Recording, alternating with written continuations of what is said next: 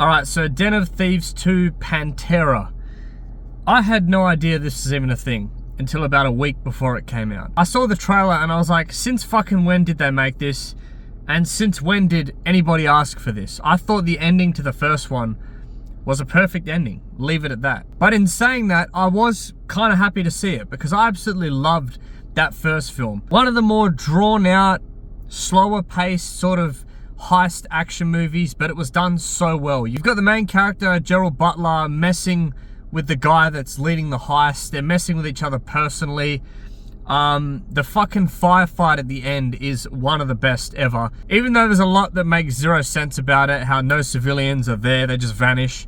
Anyway, it's a really fun action movie. I really love that film.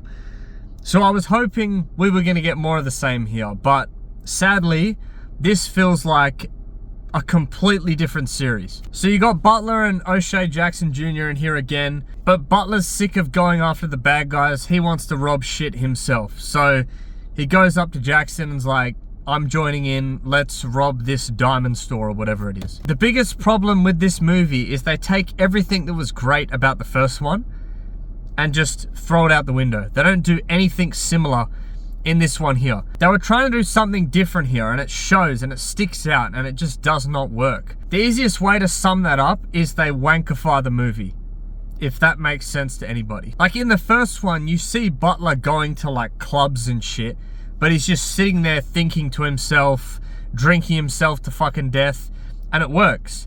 But in this one here, you've got Butler and the crew partying for a 15-minute scene. It's just them getting drunk, fucking smoking weed and shit.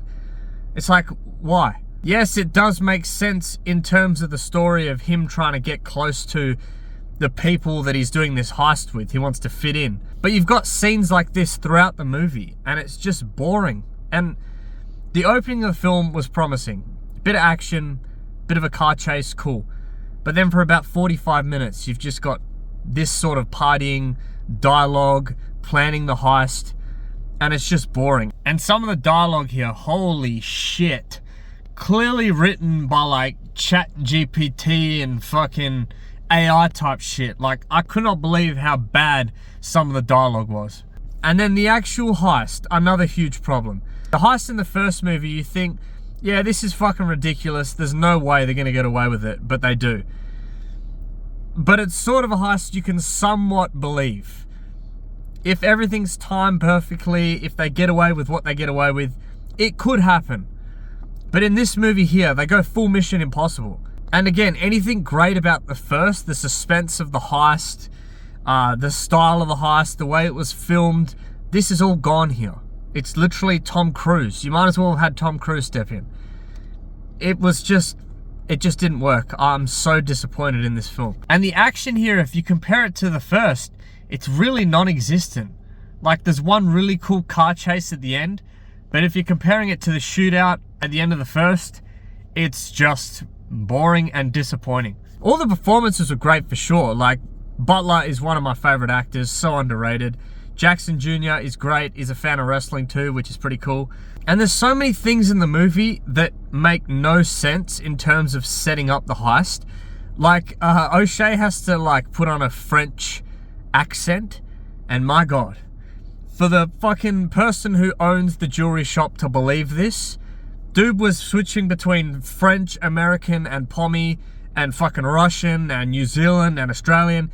It was so bad. And it's like, if you're the owner of this jewelry shop, you'd pick up on that shit instantly. And also, they don't really finish off Butler's story in a satisfying way.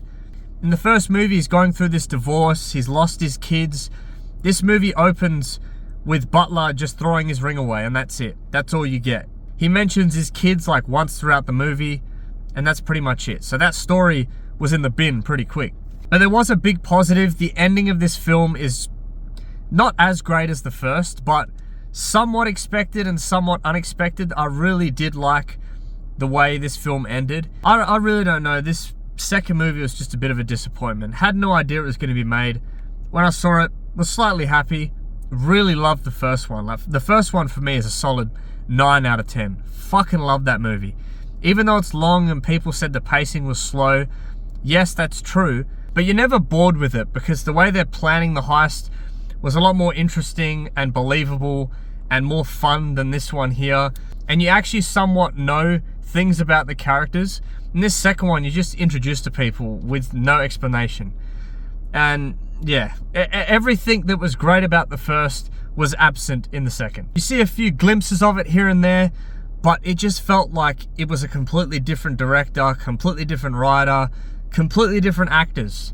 Like the characters just weren't the same. I'd say the only one that's pretty much exactly the same is Butler's character. But the same guy directed this, and it just felt like it was something that had nothing to do with the first. Just a completely new style. And I get it, you want to try something new, but don't try and fix something that's not broken. The formula of the first was amazing, and you probably should have just left it at 1. But they've done this film, bit of a disappointment. So I'm going to give this a 5.5 out of 10. So if you've seen the film, let me know what you think, and thanks always for watching. I'll see you in the next one. Cheers.